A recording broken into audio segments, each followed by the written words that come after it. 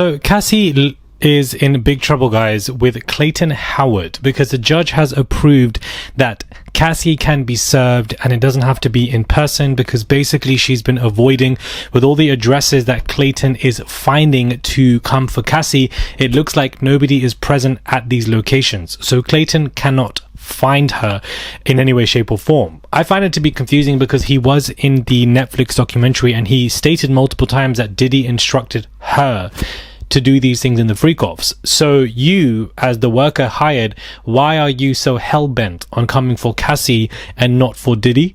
I thought he was being paid by Diddy from the back end, but then him being on the Netflix documentary is something that Diddy would not want.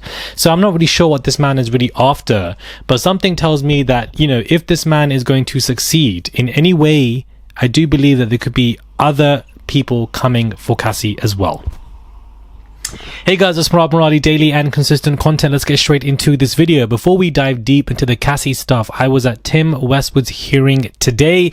One of Diddy's friends who is facing 15 counts of SA, indecent assault and the R word. So many charges, and when I saw him walking into court today in London, he looked feeble, weak, no friends around him, nobody in the public standing that were there to support him. He kept looking to see if anybody had turned up and nobody did, and he had to stand up for each one of these 15 counts to put in his plea, whether he's guilty or not guilty. He put in a not guilty plea for each one of these counts.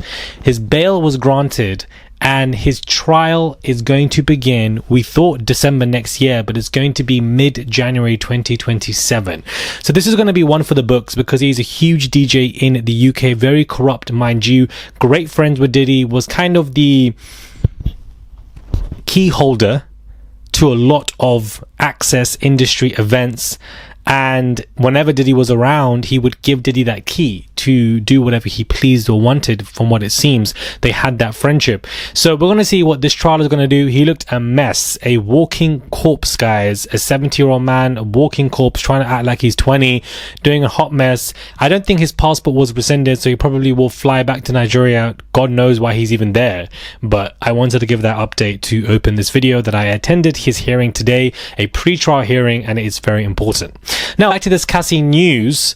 Cassie is now officially considered unreachable by the federal court after a judge ruled she had been evading service in a freak-off lawsuit filed by Clayton Howard, clearing the way for him to serve her through alternate means. Judge Anne Wang issued the order granting Howard's request after months of failed attempt to physically locate or directly notify Cassie.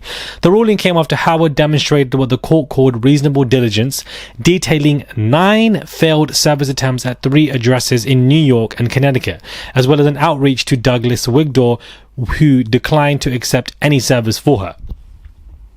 With no physical location confirmed, the judge agreed that alternate service was the only practical option and authorized Howard to send the summons, complaint and order by email to Wigdor with instructions to forward the documents. Now, Douglas Wigdor is somebody who's waiting for anything that Cassie needs. He's ready to be retained because of the public image that he's gotten from the Cassie stuff has helped him.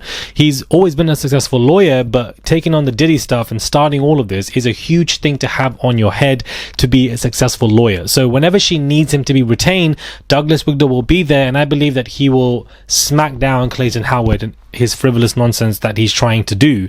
I don't think Cassie is this innocent angel, despite the fact that she is definitely a victim and gone through so much.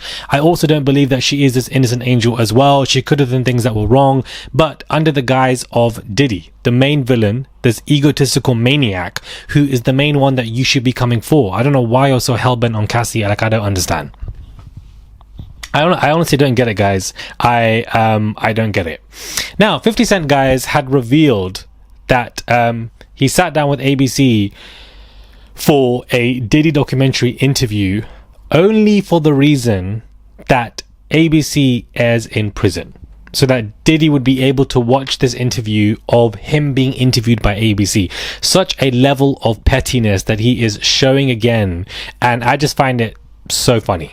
I find it so funny. Honestly, I do, that 50 would reach such lengths because a few stations are allowed to watch in prison. And he's like, I thought about it, what's wrong with that? Let Diddy basically watch me. And that the post reads, he is a complete menace. 50 is a menace. Him even stating in another interview that Diddy is his favorite villain, as if all of this is a cartoon, TV show, is crazy.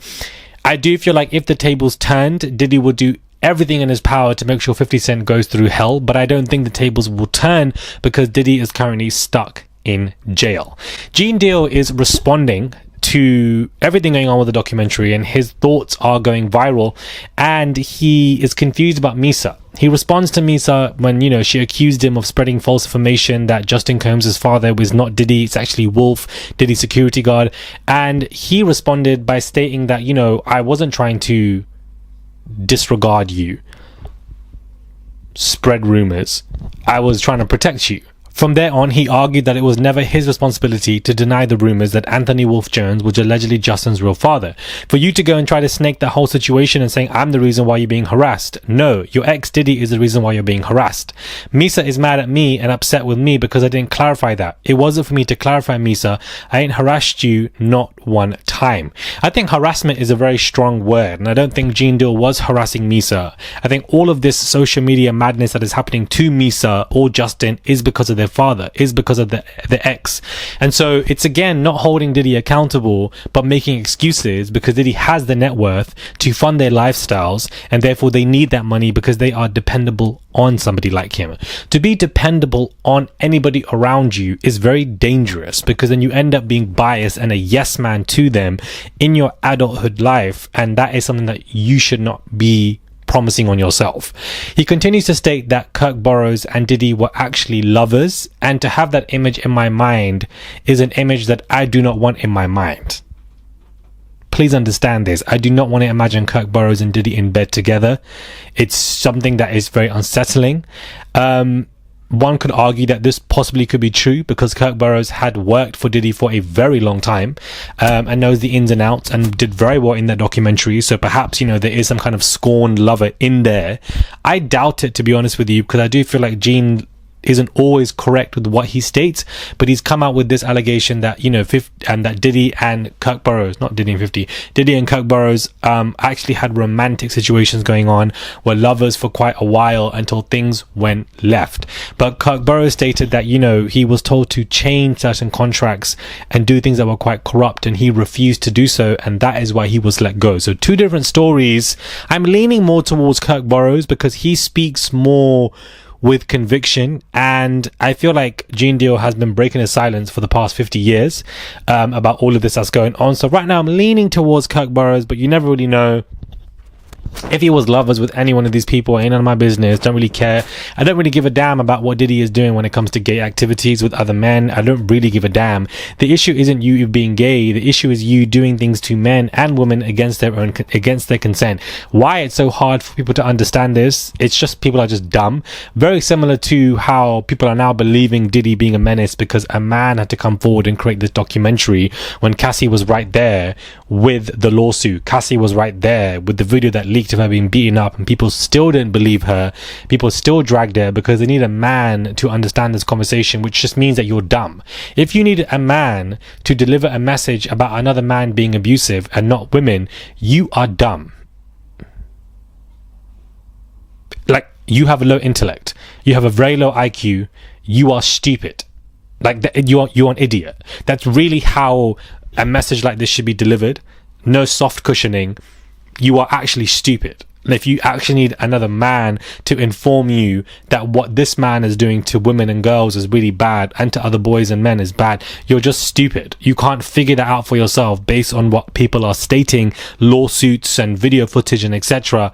It don't make no sense to me. That means you must be a yes man. I will never be a yes man. That makes me physically sick to sit there and be a yes man to anybody and just agree with them for the sake of it, because you're around them, you're intimidated by them, you're scared of their ego, their success, they're powerful, they're bigger than you.